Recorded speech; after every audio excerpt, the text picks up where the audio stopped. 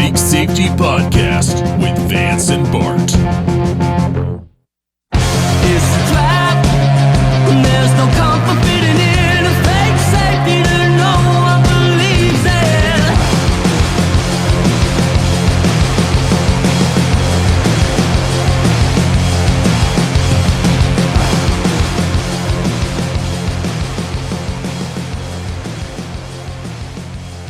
So, we've been censored on YouTube many times, and I'd just like to say, fuck you, YouTube, and fuck you, Google.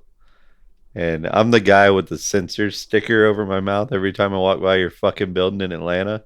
That's me. And now let's get on to trying to not break your rules for one episode. To all our listeners, we're not going to do this every episode, but we're going to talk about a very sensitive thing and try to not break the rules, which will be very hard for me because I don't really fucking know the rules because I don't care that much. But he knows that I'm going to edit this, and It just might not have me in it at all. so if you're listening to this and it is a 3.5 minute episode, you will know why. But we will say this up top. This is not meant to be taken as professional medical advice, and we do not officially support doing anything against the World Health Organization or the Center for Disease Control. We also don't support doing anything with them either, against them or with them. We individually question how they have come to the conclusions that they have, and would likely encourage others to research things along similar lines, but certainly wouldn't recommend going against their recommendations officially. Right. No recommendation here. This is purely academic. So let's get down to the brass tacks. Without doing a study, admittedly, by the drug manufacturers and the CDC, according to them, without doing a study that tracks the effects of the COVID vaccine on children under 5, is it? Yes, the recent under thing 5, that was yeah. instituted was 6 Right. months to 5 years. So, without doing any study, they haven't approved the vaccine. What they've done is, in my opinion, more sinister. They have recommended the vaccine, which seems very innocent to me or anybody just listening to those words saying, oh, they're recommending. I disagree, so they're not going to get it, blah, blah, blah. But what CDC recommendations for vaccines for children does is it gives a guideline to many states on to what they can require of children to get into public school, to other similar state-funded things. Which now people who say they don't necessarily feel comfortable having their children injected with the vaccine or a booster or whatever, you're starting to get a little worried. But don't be too worried because it's just a recommendation. The state you live in may not require it to get into the schools later. You just have to keep up to date on those things because a lot of people, what they do is they take their kid to get the vaccines and they just get the vaccines. They don't ask what they are. Even if your state requires all these vaccines, if the school doesn't look at the paperwork that hard, you don't really have to get all those vaccines for your kids. You can slip through the cracks in public schools. Legally, we wouldn't advise you to do that, but Right. it has happened and it is possible. Right. There's a bigger issue with this than even that. Because we can always just take our kids out of public schools and not give them the vaccines if we don't want to. And I'm saying they'll be better off for not getting the vaccines, but definitely not going to public schools will make your children better off. Is that inherently true for the majority of the states, though? I get the point Yes. you are trying to make. Absolutely. I don't think that public school will make anybody better off. I think the lack of public school will create a situation where there will be more learning created. Like actual learning, not memorization, not the dumbing down of society. I honestly think without a public school and no school, kids will learn more. Because what public school does is takes the mind out of learning. It turns them into, I don't know if you work like I do in a lot of problem solving.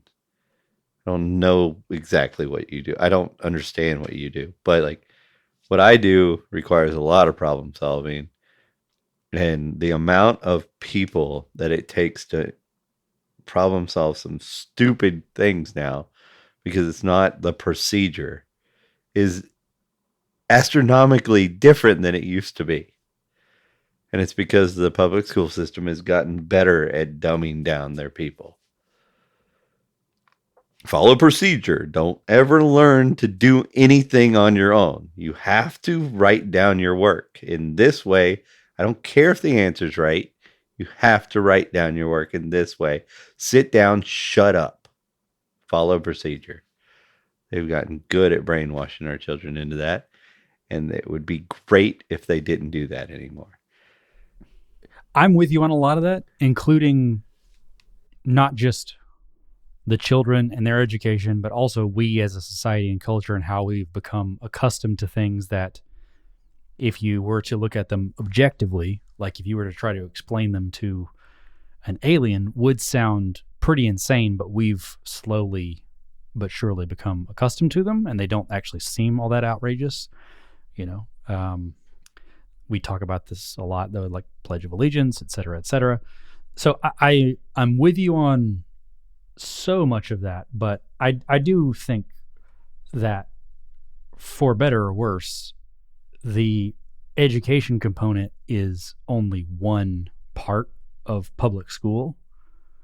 There is like a socialization piece, as well as for lower income folks, it is a thing that provides care to your child while you're working 2 or 3 jobs. So But there are a handful of kids that if they didn't have public school, regardless of how they're being brainwashed, if they didn't have it, they provably end up in gangs or whatever else. But that's only because public school exists. If it didn't exist, there would be other things, or if it just wasn't popular, there would be so many other things out there for that. There would be better catches. The private sector has always done better at things. Always. No, I get your point. I think I'm just saying it's a very broad strokes thing for something theoretical, because that money is right now being taken out of our pockets under threat of violence. We are paying for those schools and are not allowed to opt for an alternative. And like I say, there are folks who don't have the alternative for education and childcare. So like you say, there are a lot of ifs and a lot of assumptions, but I'm just telling you that we have seen what happens in government controlled atmospheres. The poverty stricken places, the places that you would avoid your kid going to that public school if you had a choice, right? Those are the places where typically the parents don't have another option. And those are the places that are most subsidized by government. There's a reason why that exists. And the reason is because if I'm a government agency or a company or private company that is funded by government funds, right? I'm working off of a government budget. My goal is not a customer. My goal is the government. So what I have to show to get more funding is that there's a need. So if my goal is to educate publicly, but my goal is to get more funding, obviously, that's what people do, right? You get more money. That's your reward. So if I'm rewarded for saying, oh my God, I don't have enough funding, look at these kids, then you get more funding. That's what happens. So the system is set up for those people in those little places that require that, where there isn't a other option to go somewhere else and whatnot, where they know the kids are stuck in the public schools.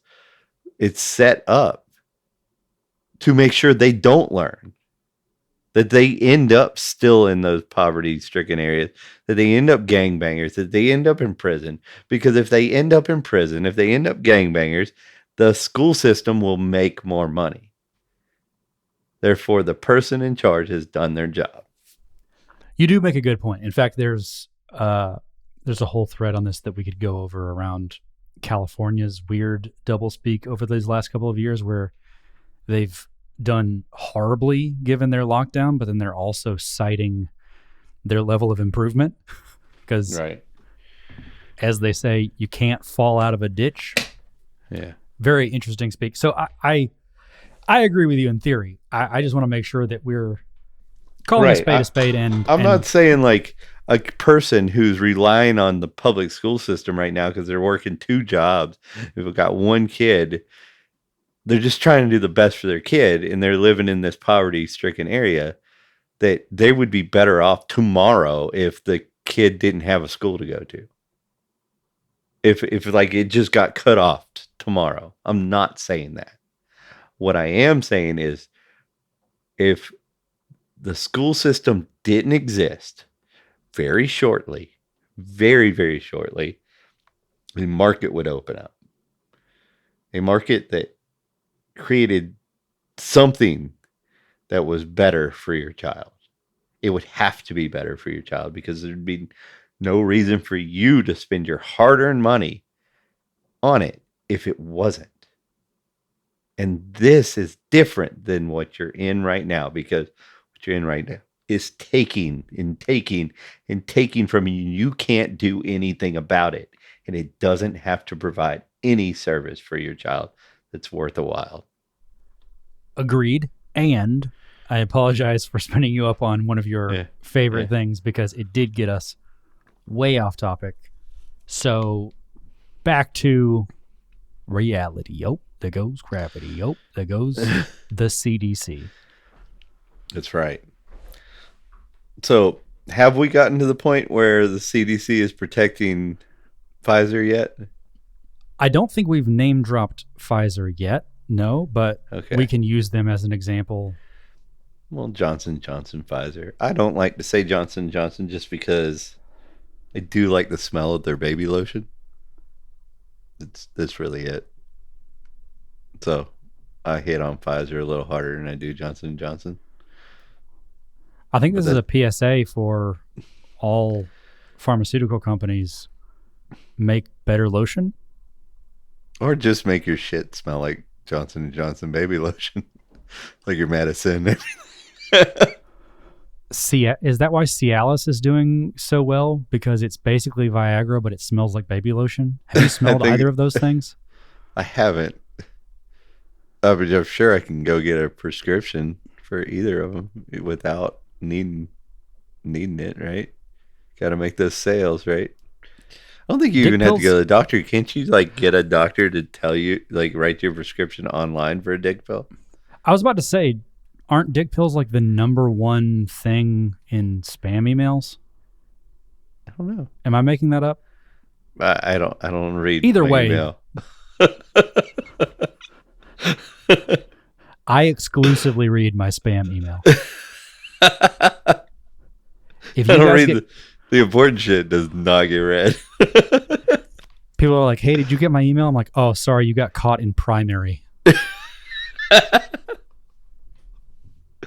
Either way, yeah, let's just use Pfizer for this example because to your point, none of them, including Pfizer, did do the studies that you would need to have done to make the changes that we're seeing now. Like there's no studies at all done on children under 5, so 0. But hey, the good news is there's also not a lot of bad news in any studies done on children under 5. So there you go. Let's just make the financial point because that's what we're really getting to. Is hey, CDC, thumbs up. You got it. You're in. You're playing the game. You're just like Elon Musk with Tesla. You're just like George Washington. Never could tell a lie until you needed to make that money on that land. You figured it out. You figured out with the virus thing, the vaccines, the government forced recommendations that you could make a lot of money. And that's what you've done here because you had a vaccine that now it's, let's say some of the reports, let's say the most generous reports that aren't official are close to right. You're looking at one of the most dangerous vaccines created ever to not be approved yet, but to be approved, right? Not approved, but authorized under emergency situations. Yes. So if you were to compare it as if it were approved by the FDA, then yes, it does have the most reports of adverse events of Right. any. Yes. So you're looking at something that could be very costly for, depending on the severity of the adverse events, could be very costly for the providers if, say, the Emergency Act disappeared and you wanted to continue to sell this product. Now, anybody who took it under the Emergency Act would obviously not be able to, you would be protected as a company from lawsuit upon injury of the customer because it was approved under the emergency thing. But after the emergency, if they were to get a booster, say whatever, and there was an event and you would not be protected under the same laws. But there is a law from a long time ago that was written that if your vaccine is part of the recommended vaccine for children entering school, then you continue to be exempt from any adverse effects of these, because the idea of that was, the justification of that was, because it sounds bad when I say it like that, but like this is how it was spun, because there's always a way that they spin it to make it sound right. Or maybe they weren't spinning it. You can no longer be sued because of that, because a public school is going to say, oh, you can't come to this school unless you get this vaccine. Well, now the person no longer really has bodily autonomy on the subject. If, let's say, they're a poor person already paying taxes for school, doesn't have much more money left to do other options. So you're forcing these people into a tight position, which is putting them in a situation where they're going to get their kid vaccinated. And if their kid has an adverse effect and, let's say, a permanent injury and would like to sue, well, if this is in the recommended vaccines for children under 5, you cannot sue the company. They are protected under the law from lawsuit. So this protects them. And the funny thing is, the way it's written is, if you're an adult and you're getting it too, it also protects them under this. The way it's written is, it's just like a blanket thing. If it's in there, they're protected. Now, I did hear you say something about an old law being written a long time ago. Depending on how old you are, is how long of a time ago it was. My point being that we're always hearing this trivia about you can't ride a horse backwards, or you can't have an ice cream cone on Thursdays or something. Like, is it not an old law that isn't actually enforced? Right? No, like, this is a very enforced law. I mean, because you're talking about potentially the most dangerous vaccine to ever be potentially approved. let's say precisely what we mean by that, though, which is that the COVID-19 vaccine was added to the schedule for The recommended Public- schedule for children under 5, for public Yes. school and whatnot. Yes, the results of that is let's say tomorrow the state of emergency act it's over. Well, they can continue to sell this and just not worry about it. But let's remember, before this vaccine, there was one before that. There was one before that one. There was one before that one that was the most dangerous. There was one before that one that was the most dangerous. There was one before that one that was there's a second, third, fourth, fifth, sixth, seventh, eighth, 10th, 12th most dangerous vaccine. And you know what the really messed up thing about it is you can go through the CDC website right now. Right now. Let's go through it. Everybody here, let's go through it. Everybody listening today, let's go through it. Try to find a study where they're all done together. That's what they do to your children. They give them all to them. So many of them together. They space them out. Oh, they space them out. 30 of them today, 12 of them tomorrow, whatever. Like, 2 of them. Studies where 2 of them are given together. Find a study. Not saying that anything would go wrong if 2 of them are given together, or 3 of them, or 4 of them, or 5 of them. I'm just saying, find a study where they're given together. Studies aren't done like that, are they? I will argue actually that many of the combination vaccines are in fact studied that way, because that's how they become sort of combination vaccines. Are you just saying, is your argument more that the entire schedule of recommended ones are not done together? Right. And then the overall effect. My point being is, once they're approved, they don't give a shit, is what I'm saying. It's like, if I'm protected financially, I don't give a shit. Your kid isn't the customer anymore because they're protected. The customer is the person who's approving the protection and making you buy the product.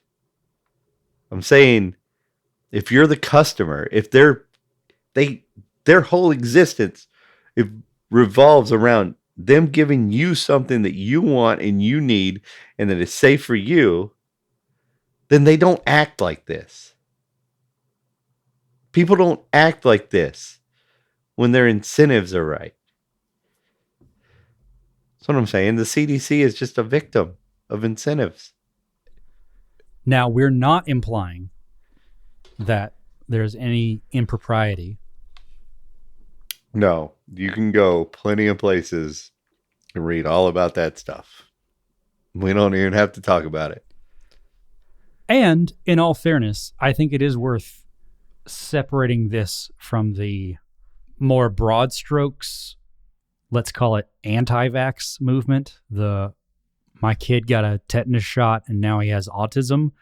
I don't think either of us are against medical science and modern medicine. Oh, fuck And no. I just want it to I be... don't think... I want to be the customer. That's it. I want to be the customer. That's the biggest thing. That's the whole problem, is we're not the customer anymore. The person being injected, manipulated, like experimented on, we're not the customer anymore. Because we're forced to buy. We're forced to... we have no repercussion. Like, they have no repercussion. Like, we can't do anything. People talk about fascism like, oh, it exists because Donald Trump has got orange hair. But this is what fascism is. It's this tight, extremely tight corporate government relationship that makes sure that the person who's directly affected is not in control. I do find it interesting that the folks who prior to 2020 were very vocal about problems with crony capitalism were almost instantaneously moved to the other side and are blindly accepting of these things. Yeah, Which again, it like I pointed out before, with us not being the like comically bad Jenny McCarthy, whatever it is, because this is a nuanced discussion. And yes, there are people who are legitimately trying to save lives. And I've been an advocate for NMRA vaccine. mRNA vaccines? Yes. And I wouldn't know about it if it wasn't for I have an uncle that's an oncologist, and he has seen things with some of the research in this before that made him think that there was some headway to be made, right? And I'm like, well, why can't? Well, because government won't approve this, or that, like, we can't even see, you know. And that's not okay. We should be able to see. If somebody wants, say, I'm dying of cancer, and I want to see, like, I want to be the one to test on because I'm dying anyway. You should be able to see. These things need to be researched. And the problem is like, you don't go from let's figure this thing out to I'm going to force your children to take the fucking thing, and you can't provide for your kids and keep your job if you don't fucking take it. That's where the fuck we went. This is awful. You can't come in and get a goddamn burger at the fast food restaurant. You remember what's the famous one in California when they not Whataburger, what's the other one? Oh, In-N-Out Burger? In-N-Out. When they were like, no, we're not going to kick out people who don't have the Vax card. And like, it was a big deal. A big fucking deal. It was also a very practical position to take, because I have spent many a night at that particular location. Right. So if anyone here has ever been to the In-N-Out at like Fisherman's Wharf, for example, you're telling me that these teenagers that make minimum wage are now going to be in charge of policing homeless people who come in there without their card? Give me a break. Right. And I think your point is very well made, kind of going back to what you were saying with your uncle. Mm-hmm. Your uncle kind of highlights this upside down nature in that experimentation is part of the process. Right. But we've done this reversal where we won't allow individuals to do experiments, even if they are willing and will consent, but we will gladly experiment with our entire populace when it gets bad enough. That's, to me, a reactive position as opposed to a proactive position. Oh, absolutely. That's a very logical way to look at it. But like, let's just take the emotional side of that, the morality. It reminds me of the eugenics movement. The the ultimate race. The shit like that. Depending on where you were and when it would come up as to what race it was, but they've always been the same, right? It's just you find what you think is superior, and then you like this is what we're doing. All of us, we are. If you don't fit into this, you're going off to this camp. You can't reproduce. Fuck you. Who cares? You're not like this is for the betterment of society. Well, who the fuck decided what society better was? Well, if if you think society's better the way that person decided it, then you're okay with it. If you're not, then it's just the most awful thing ever.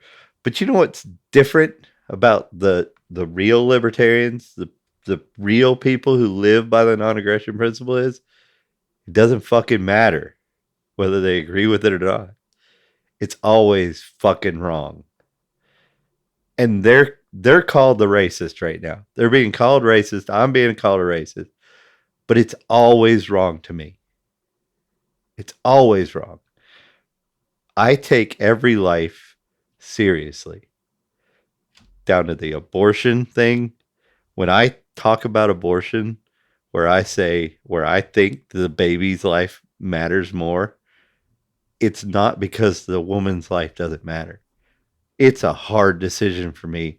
And it's one of these things where it's not clear, but it seems more important for the heartbeat to keep going than the body thing, unless the woman's life is it.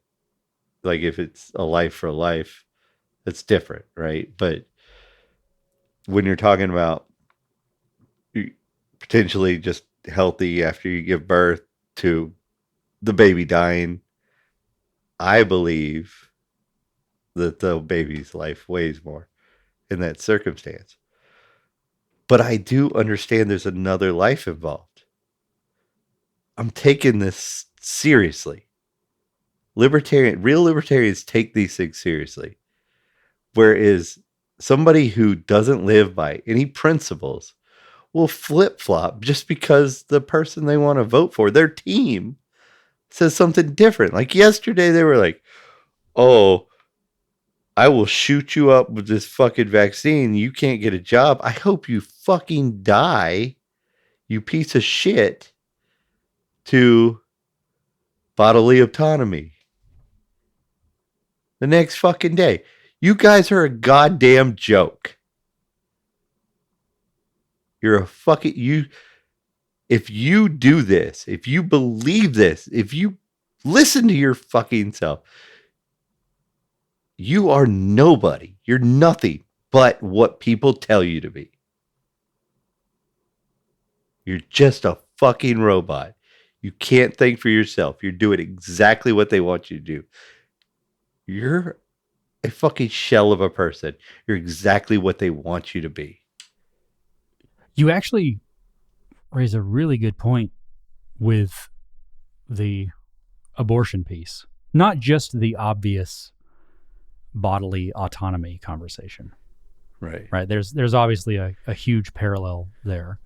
Right. I think we can talk about the nuanced difference between abortion and the fact that disease, there are obviously like other lives involved, and same thing with abortion, back and forth, blah, blah, blah. But I think even beyond that, there is a really good point about things that are principled, like you say. I do think libertarians get a bad rap because, I don't know, some 95% of libertarians are just sort of internet weirdos who want to smoke weed. And their debates are god awful. But some of the best debates I've ever heard are the ones between two true libertarians talking about different perspectives on abortion, both coming at it from the perspective of the non-aggression principle. Right. Protecting the individual's rights and private property. Yeah, exactly. That is the most amazing debates I've ever heard. And the most compelling and just emotional. It's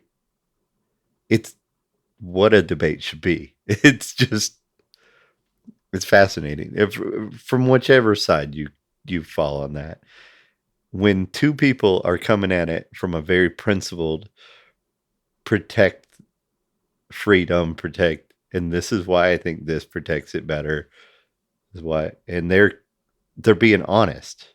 They're giving their perspective. It's something to be seen. Or something else to be seen. You can go watch on Reason Magazine the Scott Horton and Bill Kristol debate. That is not that. That is Scott Horton being principled, being very knowledgeable, and somebody who didn't know what they were getting into, who is not principled, not knowledgeable, just knows what he's supposed to say to make the money, debating. And while it was fun to watch Scott mop the floor with Bill Kristol, it was not compelling. It was not emotional. It didn't expand my horizon. Yeah. For those who have not seen this debate, I'll actually toss it in the show notes because it is actually a really good one to watch and or listen to. But you're absolutely right. I didn't walk away from that going, man, he's right. Maybe we really should be at war. We really should be like murdering innocent civilians around the globe. I should reconsider my position. Well, yeah, or even I still feel like we shouldn't, but he made some compelling points and it made me rethink the position. And I actually feel stronger as a non-interventionist now. I mean, yes, I felt just as strong as a non-interventionist afterwards because Scott Horton, I'd already heard him say all these things. So like, I was very non-interventionist. But like, let's say I listen to a debate and somebody gives some good points and I have to think them through and I still come up with the same conclusion. I might be a stronger in my beliefs on my side afterwards, only because they made some good points on their side that I had to think through. And that's because they were intelligent enough to do that. That's not what Bill Kristol did. Not at all. He didn't make any intelligent points. Scott Horton, on the other hand, Scott Horton was prepared for Bill Kristol with his entire writing staff. But you're right. When I heard, why am I drawing a blank? Don't let me draw a blank here. The two that debated the abortion thing. Are you talking about Kerry Baldwin and Walter Block? That's right. Yeah. Yeah. That debate right there, because going into it, I was far on the Walter Block side, very far. And after that, I was like still on Walter Block's side, but I was like, oh, I'm rethinking stuff. And then like later in my life, I was just not that much later, just thinking about it. You know, it changed. I was like, oh, I think I fall more on the other side now. Well, you also are a father. Right, I am. So it made me think about it a lot harder, you know? Walter's points are still in my head. Like I take his position seriously. So I don't want anybody to think like because I changed my position on the moral high ground on this situation that I don't take these other arguments seriously. I do. And I think if more people had honest conversations about things, this seems like the hardest one to have a conversation about in a lot of because people talk over the other. They're like, "Oh, so you want incest to happen." What? You know what I mean? Like It does that's what get happens. some extreme jumps, yeah. Right. But your point is well taken, like because this is nuanced, but life experience does impact this as well. Like I was pointing out with you being a father, we see this happen all the time with people's perception of homosexuality and like the legality of their marriage or something like that, which we can kind of go to the state argument of that. We can leave that out for a second, but just the idea that people who are generally leaning toward homophobia will alter their positions once they've met someone and spent significant amount of time with someone who is homosexual because they humanize them. And I think it's one thing to talk about these things in the theoretical, which I think is the way that Walter Block approaches this, and I'm inclined to agree with him. I can link this in the show notes as well because that is another good debate. But there's this sort of theoretical that he and others do, which is a few different versions of. There's like, are you evicting the child from its home and et cetera, et cetera. It's all very theoretical, whereas the other side is. So have you gone back and listened to it again? Because we talked about it, and then I think the last time we actually mentioned it, I went back and listened to it again. And one of the good points she made that I didn't even remember she made, and I wonder if it had something to do with like me taking her seriously, was like she hit back on the homesteading thing. Because we also, just as much as we protect private property, we also agree that if you homestead the land, that's your property. If you are the person who this was not an owned property before, you know what I mean, and you have made it yours, you've done the work, put it, turn the soil, cut down the tree and turn it into a chair. It's your chair.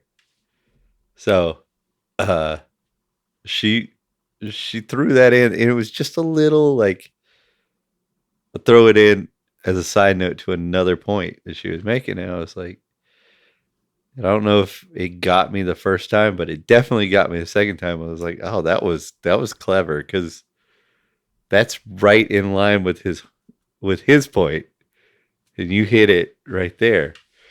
So it was kind of neat. And as a debate tactic, I'm saying, I'm not, whichever way you fall in this subject, as long as you come to it, as long as you come to the way you fall to it from an honest position, truly trying to protect everybody's interest in the situation. And I think that is exactly how we're asking folks to come to this vaccine debate, because we're not being alarmists about saying the things that may not be reason to ban their videos or whatever. But we're not the ones who are saying these vaccines are killing everybody and making everybody zombies or autistic or whatever and making outrageous claims. But we're also asking folks to come to the table and think about this from the perspective of incentives and say, even if something is made with the best of intentions and is meant to save the lives of children around the world, the laws and structures that are in place should not have the ultimate power to completely disregard the very safety of those children in favor of profits. Exactly. I mean, what are we doing here? I would like to see from the CDC an explanation, a true explanation on why they felt, if it's not to protect the money interest of these big corporations, why did they do it? Why? And then if it is because it's going to protect children, what have they found out all of a sudden that we don't know about and that they haven't released? Because everything they've put out so far doesn't lead me to any conclusion that we should do this. It seems like only the risk of hurting children way outweighs the maybe insignificant potential kind of could almost help somebody thing that they're saying that it does. So it's fucking scary to me that like this much bureaucracy it's just out there and it just doesn't, it ruined doctors' lives who were trying to tell people stuff, ruined their lives, took everything away from them, tried to make them hacks, like really important people. In fact, one of them was an oncologist, very famous man. You wanted to ruin him because he said things that you now consider are true, you admit are true on your website, CDC. You have people working for you. Maybe CDC itself didn't try to ruin him, but the people working for you did. Their names are on the letters. So explain what you're doing to my children in the name of these people who lied on this man. You know who I'm talking about. And everybody listening does. But if I say his name, our fucking thing will get flagged. Thank you, YouTube. That's what I'm talking about. YouTube, Google. They work for the state because they have contracts with the state. The state is the apparatus that gives you the power of violence upon other people to force them to do what you want. It's not private. It's not capitalism. I heard so many tweets, fucking stupid ass tweets about, oh, baby formula, capitalism failed. What? What? That's capitalism? You think that's capitalism? You fucking morons. The state owns that shit. They create the monopolies by regulating everybody else out of it and then saying, oh, now that we've regulated the shit out of it, now we're going to give you better profits. We'll keep your prices up by excluding foreign competitors that meet the standards. So you can still charge a lot. They do that. That's what they did. And then when they ran out of formula, they're like, capitalism failed. What? I do find it funny that we talk a lot on the left about like xenophobia and nationalism, but then formula from any other country would be poisoning our children. Right. Let's just let them starve. Fuck them. Because it's the 1800s and we can't analyze anything that crosses our borders. So all this comes back to, it's not about them being wrong or right. But for the record, we will not recommend anyone to disobey their recommendations. We will not officially make that our statement. Right. What we will say is, whether they are right or wrong, it should be noted, and we believe that they should be incentivized to make sure that it's right. Mm-hmm. In the circumstance of the vaccine, at least at the state that we're in today, I think the best first step would be to make sure that they, at least from now on, are liable, can be sued for problems that occur. And I think that's a very reasonable middle of the ground step. Like me as an anarchist, like I'm way beyond that. But what I'm saying is like anybody out here looking at, even if you agree, if you think the vaccine is the best thing ever, then I think that you should still agree with, if it is hurting somebody, they should at least have the right to try to get some sort of compensation. They should be able to at least sue and try to in court, even if they don't win. But as it stands right now, they can't even try to. And let's close on accept the results of the election.